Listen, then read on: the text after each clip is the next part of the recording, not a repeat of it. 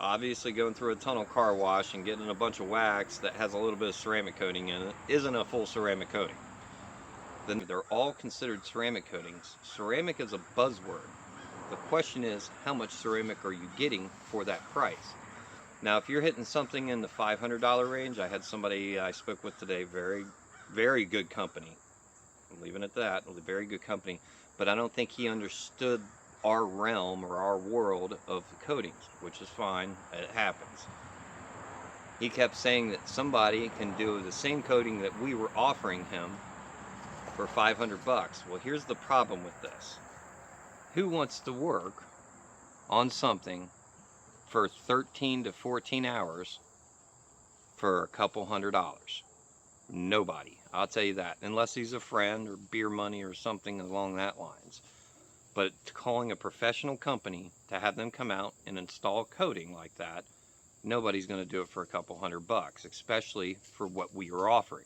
The reason I say that is because the bottle. So the reason that I'm saying that you will have trouble finding someone to do a ceramic coating for $500 or $600 bucks on a full dresser motorcycle, or even a car for that matter.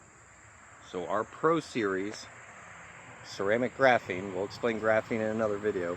Hopefully we'll have a link below. This coating alone is $250 for the bottle.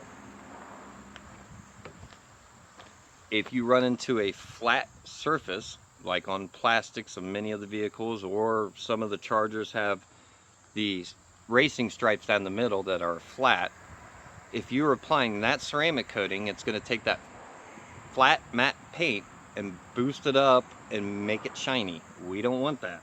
So you're going to need a different coating that's specific for flat matte. Then you get down into the wheels and you're wanting a coating that's specific for the wheels. So now you're talking 250, 100, 170. So now you're talking close to that $500 mark, and we have almost $500 in products. It doesn't add up.